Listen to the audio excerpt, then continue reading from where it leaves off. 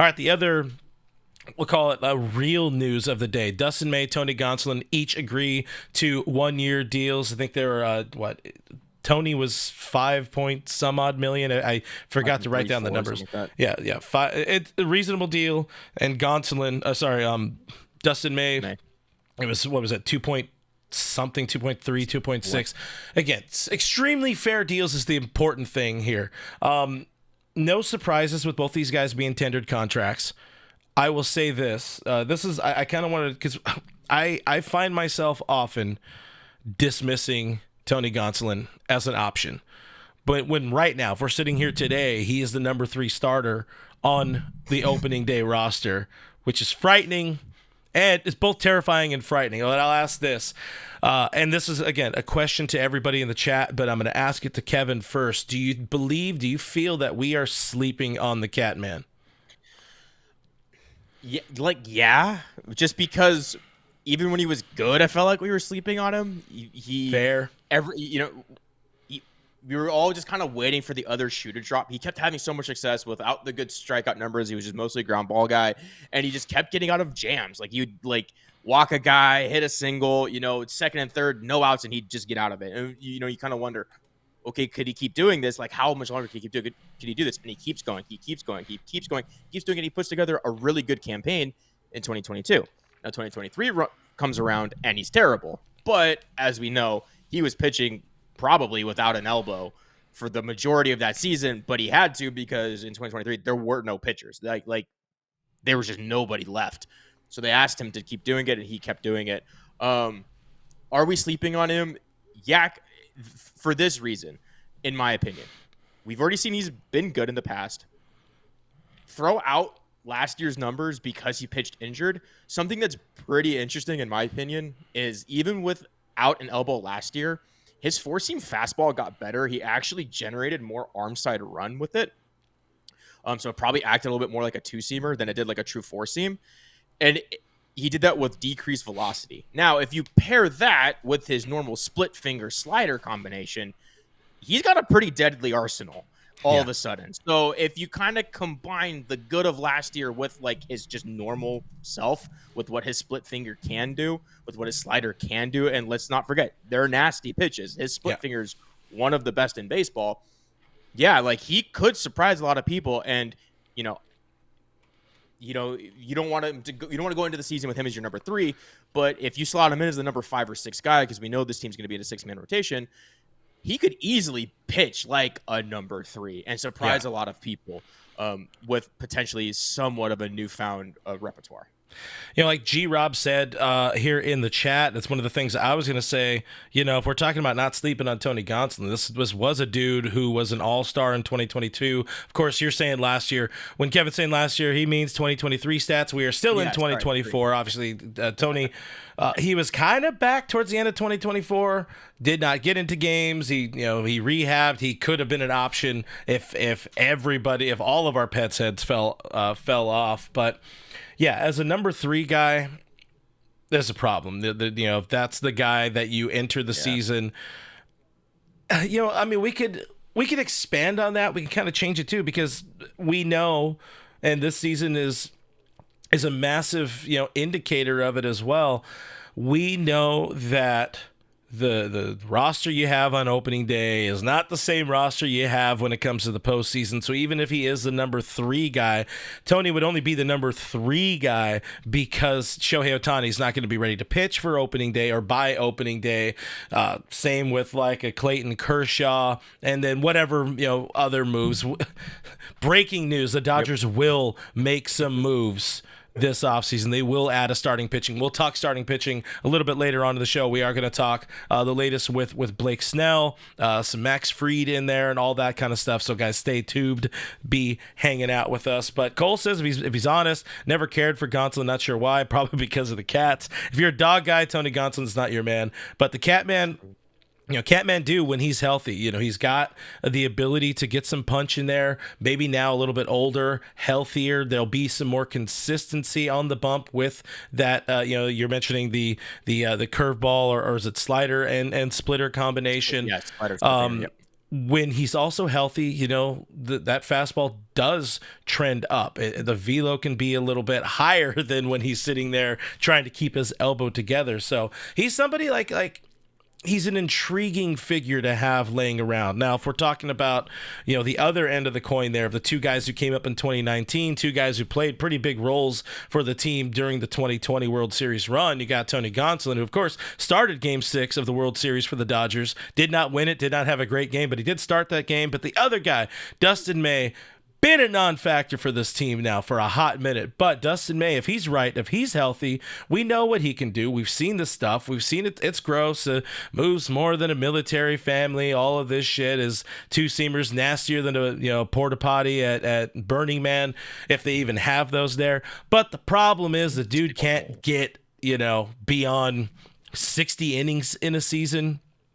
I don't know that in the long run. Listen, when we enter spring training, he will be building up to be a starting pitcher. But if they add Blake Snell, if let's say the Dodgers do bring back Walker Buehler, and you have some of these other guys, we talked about it on Discord earlier as well. Like, the depth can be crazy if you add one guy and they also get Sasaki and Kershaw's back, Buehler's back. Then the depth starts getting, I wouldn't say out of hand, just because we saw what happened this year, but then it starts to be kind of difficult to find innings for some of these guys. So Dustin May, we keep talking about it. This eventually, and maybe we get through spring training, but eventually this will be the year Dustin May moves to a bullpen role full time. And it's the right spot for him. It lets him focus on two pitches, let them be as good as they can be. We've seen pitchers with one pitch, cutter guy, Kenley Jansen, it took him years to develop a slider. Cutter guy, it took him years to develop a slider, and it became to okay towards the end of his career in Dodger Blue. Brusdar Graterol's mostly been a high 90s, 100-mile-an-hour fastball guy that induces weak contact. Sean Allen now. And now he does. Sean Allen, $1.99 Super Chat, thank you very much. Says Dustin May in the bullpen. That's got to be the role. Steve also signed up for our Patreon recently. Appreciate Steve hanging out. May to the bullpen. It's got to be May bullpen season, right? Quickly, I'm going to tell you about Bet Online. It's the world's most trusted betting platform and your number one source for online betting. From the earliest odds to live in-game betting, Bet Online provides you with all the action and the ability to watch games and play along with games as they happen. With the largest selection of odds from everything to football, NBA, college basketball, NHL, UFC, MMA, BetOnline has it all. Head to BetOnline today. Get in on the action with America's most trusted site for online wagering. BetOnline, the game starts here. It's got to be May bullpen season, right? Yeah, I think so. And one other reason is when we last saw him, he wasn't generating a lot of swing and miss, especially for how gross his stuff can be and how much he can throw, like how hard he can throw. Players were fouling off a lot of his pitches. They were generating, albeit weak contact, but they were still, putting the ball in play, which if you want to be efficient, that doesn't work because they're just fouling everything off. All of a sudden you're getting to 6-7 pitch at bats.